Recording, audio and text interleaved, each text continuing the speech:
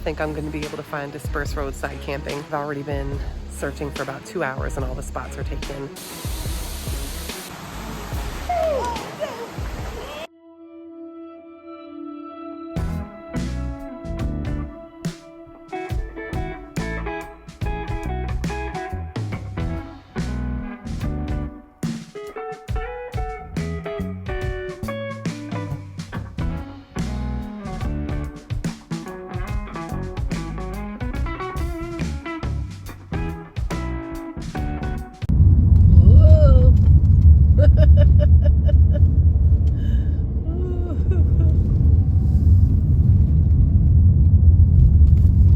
We are so high up, the temperature dropped by about 12 degrees. It was 84 and now it is 72 and it feels amazing.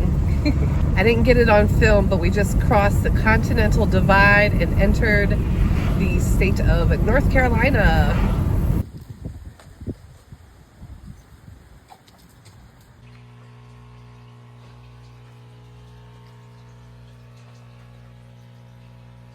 I stopped at the Brevard, North Carolina Visitor Center, and I got some stickers. So the first one I got is this here. And then I got this one.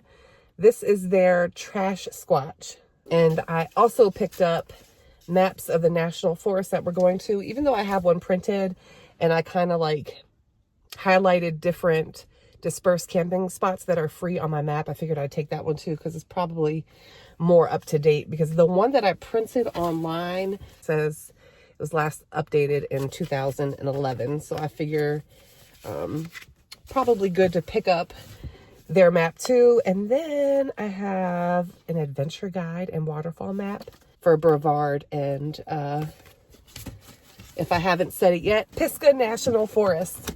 So first thing I'm gonna do when we get over there is find a camp spot. Dispersed camping spot.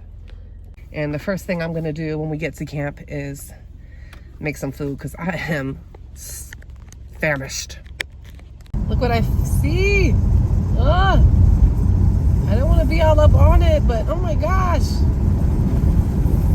I'm at a distance, see, but I really want to get closer to it. Ah! Oh my gosh. How adorable. Oh my gosh, I don't want to speed, but I need to catch up to it. Oh my gosh. Is that a Mitsubishi? Oh, what is that? Is it a Delica? Okay, I'm gonna be a creeper right now and I'm totally following it. Look at it. Oh my gosh, that is so cool. Okay, I'm gonna go the other way because I don't want to be a complete creeper. Turn left and then turn left. Turn left and... Okay guys, I just talked to the owner of that. I didn't get it on camera because I didn't want to be a creeper or I don't know, make anybody uncomfortable, but I talked to him. He said he got it I asked him if he got it imported and he said no, that he bought it like an hour from here, outside of Brevard, North Carolina. It is really cool. It has like a car camping setup inside of it. It has like a bed that you can multi-purpose use as a gosh, what's it called? A table. Let me turn my windows up so y'all can hear me. But yeah, it's like there's a bed that also acts as like a couch and a dining area where he has like a fold out shelf where you can sit down and eat and do your work and all that stuff. So I totally geeked out. So anyway, I didn't record it, but very cool. Yeah, very cool. Yeah, and I probably looked like a total groupie when I approached the guy. He was filling up his gas tank and I was like, excuse me, sir. That is so cool. I car camp out of my Hyundai Santa Fe. And he was like, I car camp out of this too. I was like, it's so cool. I saw it and I had to follow you here because it was so cool and I had to say something. Oh my gosh. This is as you go into Pisgah National Forest. There's all this stuff over here. You got the hub. We have a bodega food truck over here. We have a velvet cupcake food truck. Yum, got some hog wild barbecue. Here's the Pisgah Tavern right here. I thought fall down. That's cool. And there's this other little spot right here. Really cute little setup. Got tube rentals, a dairy bar, all kinds of neat stuff. All right, I'm about to go in here and find a spot.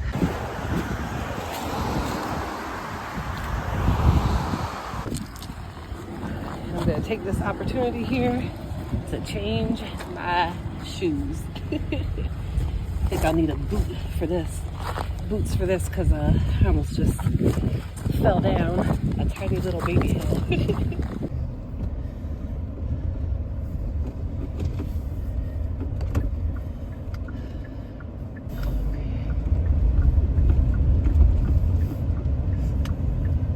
Continue on current road for about 11 miles.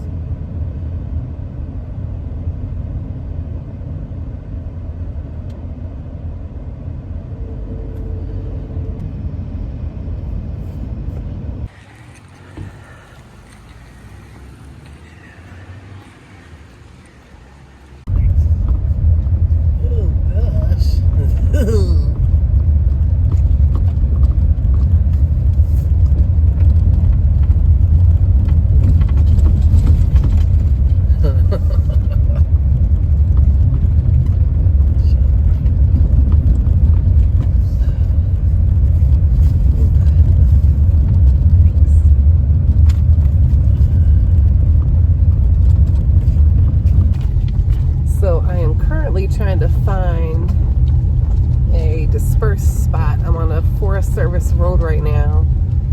And according to this map here, I already passed one that was occupied, but like the others were supposed to be really close to each other. And I have not found them.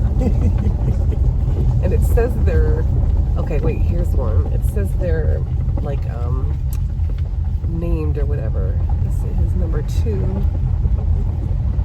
Okay, so 1 and 2 are taken. Okay, I am on the right path. Ooh, child. Okay, good.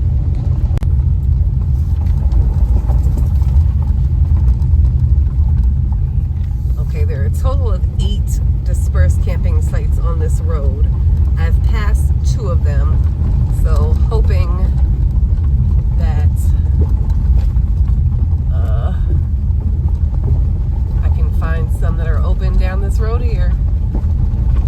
I got here kind of late because I kept stopping along the way, so it's currently 4 o'clock. I still have not eaten. I need to find somewhere to eat, to pull off and make my food. All right, y'all, this is not looking good at all. So far, no go. I don't think I'm going to be able to find dispersed roadside camping. I've already been searching for about 2 hours and all the spots are taken. And there are a few more spots up this road here, but the road is closed. So I quick ate some of my cold food that I had from earlier in the fridge. And right now I'm at the stables just trying to kind of figure out what I want to do. This parking here for the horse stables says that there is no camping allowed. Yeah, so I don't know. There are quite a few pull-offs. I don't think you're supposed to camp at those, but I don't know if I'm gonna have a choice. If you ever get the chance to come here, if you go along Avery Creek, site number 7 is beautiful. The creek is right there, and there's like tiny little waterfalls right there, but it's on Forest Service Road 477.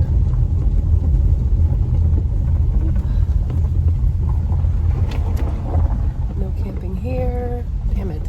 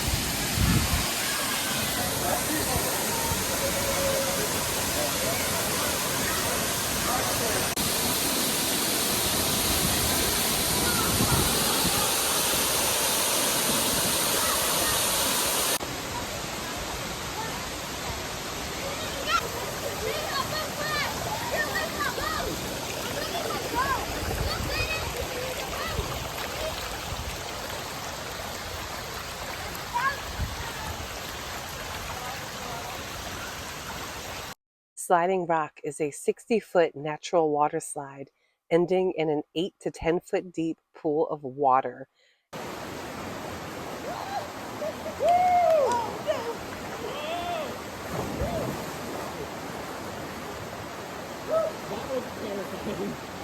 Hey Ryan, if you fall on her line, you get a drop. How'd it go? A little scary at the end, but I can see halfway through, you're like, bring me back.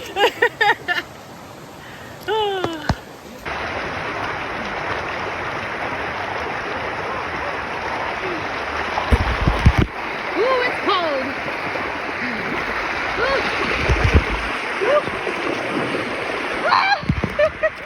Oh no!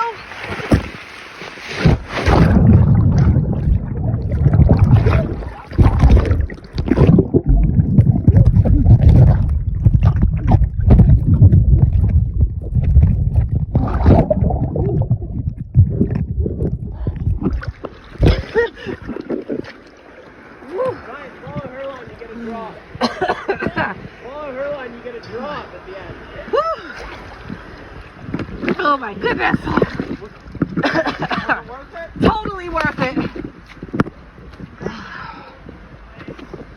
Oh my gosh! Instant replay. And we have her going down the left side. She's got the handoff. Oh, she's gaining speed. Textbook balance. Oh my, look at that. Oh, she broke the pylon. Splash! The crowd goes wild. Well, wait. Yep, folks. That's her shoe. She lost her shoe. What a game.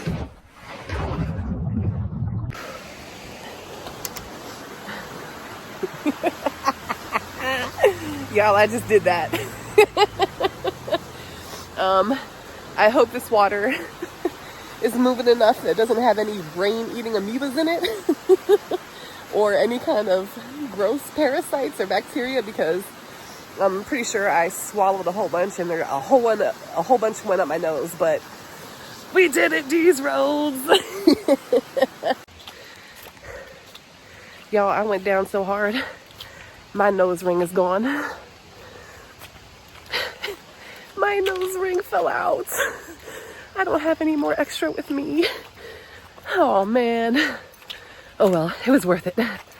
So quick update. I can happily report it's been over 2 weeks and I am brain eating amoeba free and I do not have any parasites. Yay!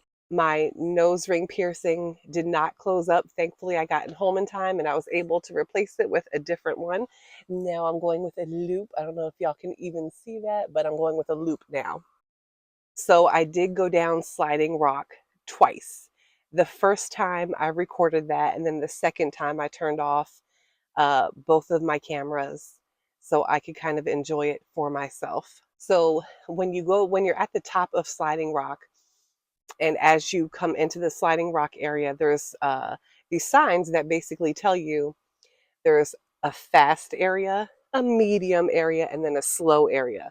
So I started off in the medium area, and what you'll see is, and when you hear me scream, oh no, I realize that I have gotten myself out of the medium flow and down into the fast flow.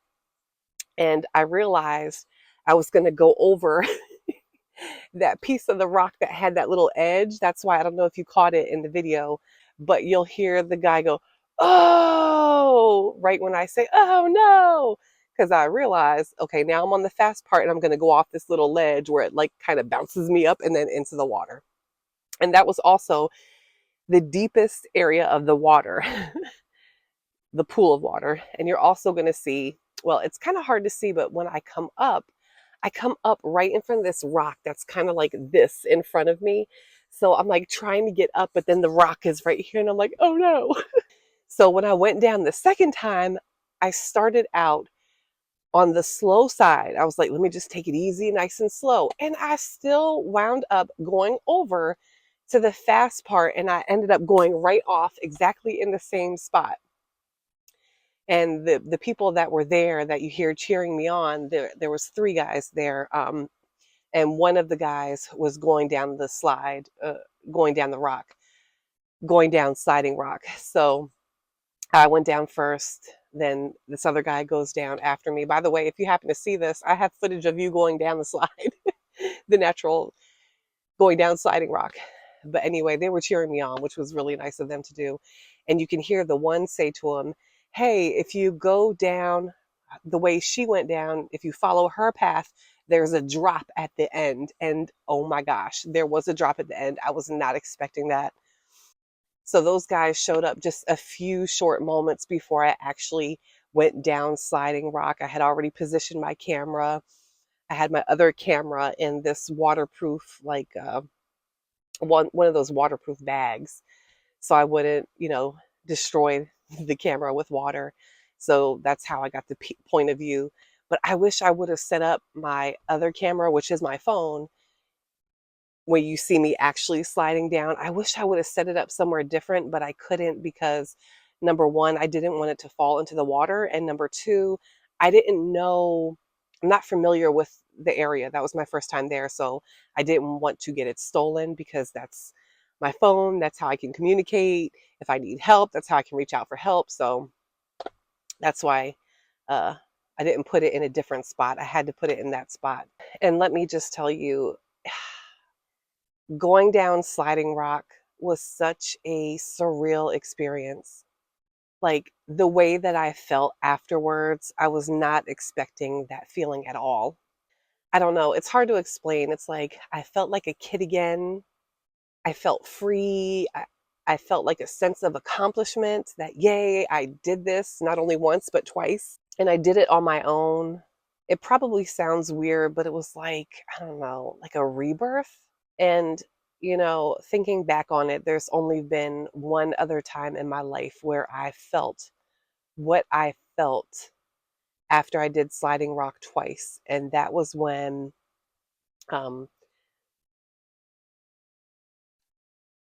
so when I was 18 years old, pretty much the day after I turned 18, I was on the airplane down to Fort Jackson, South Carolina, to go to basic training. And in Fort Jackson, and if you say relax in Jackson, I'm going to come for you. I'm coming for you. So don't put it in the comments. Okay. But at Fort Jackson, they have this tower called Victory Tower. And I think it's it's a 40-foot tower. And basically it's a ropes course. So the first set of ropes, when I went anyway, there were 3 sets of ropes. And basically you start at the bottom and you're standing on one rope and you have 2 ropes at your arms, and you basically walk yourself up to the top of the 40-foot tower. Then the second rope, you're going back down to the ground, and basically you're holding on to the rope and you're sliding. Like you hold on to it, you position your arms and your legs in a way to where you stay on top of the rope and not flip all around, and you slide down. And then the third one is you go back up. But when you go back up to the tower, you're holding on to one rope that's above your head, and then you're walking on the other rope, like sideways, like going up to the 40-foot tower, starting at the ground. And then once you get up to this tower, Victory Tower, there's almost like a pit that you swing over like your Tarzan. And so I used to have a really bad fear of heights, and to this day I kind of still have a little bit of a fear of heights, which you'll see a glimpse of in next week's video. But I did all 3 sets of ropes and no problem. Almost fell off the one where you have to like grab onto and slide down, almost, but I made it. And then once you get up to the top of Victory Tower, there's that pit that you have to swing across like your Tarzan. So basically you start on one side, you hold the rope, and your body's on the rope, and you slide across, not slide, but you swing across to the other side. And I had gloves on. And at that time they gave you gloves anyway. So I'm sliding across the first time and I fall into the pit because I'm short. So I didn't quite make it to the other side. So like I'm at the ledge and I almost make it, and then I fall into the pit, and they tell you how to like land properly so you don't injure yourself as you're falling into this little pit. The good thing about that pit is once you're up there, once you do the first 3 sets of ropes and you're up at the pit area, you don't have to start again from the bottom. You just start from right there. So my first attempt, I swung across, I missed, fall in, bite my tongue a little bit, climb out of the pit. Second time, I'm swinging across, boom, my knee, my knee, boom, it hits the ledge of the pit on the wood. Fell back in, had to climb back up, go for a third time. I make it all the way across. I got my feet on the platform, and I start doing one of these numbers, and the drill sergeant's like, "Get up here." So he pulled me up, and I was like, "Oh, thank you." And I look at my hands, and I realized that even though I had gloves on my hands, I had a rope burn on my hands. I took off the gloves, and even through the gloves, there was blood. My hands were bleeding because of the rope burn from going across, because I kept sliding down the rope as I was going across, swinging across the pit. And then the last thing that you do is you rappel down the side of the 40-foot tower. And like I've always been a tomboy, but like I said, I've always had a fear of heights, and conquering Victory Tower and not having to restart and fall off the first 3 sets of ropes, just like after I rappelled down, and I just like, I stood there for a brief second, but it felt like 5 minutes, and I just like looked around, and I was just like, I did that. I did it. You know, you just get that sense of accomplishment. And I think at that moment, and I'm glad I was so young when I went to basic, I was 18, like I said, it lets you know at that young age that you can really do anything as long as you keep strong mentally and tell yourself to just, yeah, I don't know how to explain it. The only thing I can say is that it really just showed me I'm strong and I can do pretty much anything I set out to do. So I'm thankful for that experience. Even though I wasn't in the Army for a long time, that experience never leaves me. And I felt that same kind of feeling after I did sliding rock. You know, 26 years later, I felt that same feeling, and it's just, man, it's an awesome feeling. That's why I say if you ever get a chance to go and do it, you know, as long as you know how to swim and you do it safely, man, you got to do it, or do the things that give you that feeling. But I just want to take a minute to kind of explain all that and how I was really feeling, because at the time I was so, I don't know, entrenched, encapsulated, just so taken by the moment where I couldn't really form my words right to really express to you all how amazing that really was. Back to the video. You guys, I am having an absolute blast. I don't know if you could tell on my face, but this has been an amazing, awesome journey. And if you ever have the chance, please come to Pisgah National Forest. Please. It is freaking amazing. And I haven't even covered all of it, just a few sites. I'm totally coming back one day. All right, y'all. I have one more mission that I need to complete. And then this Pisgah National Forest tour will be over.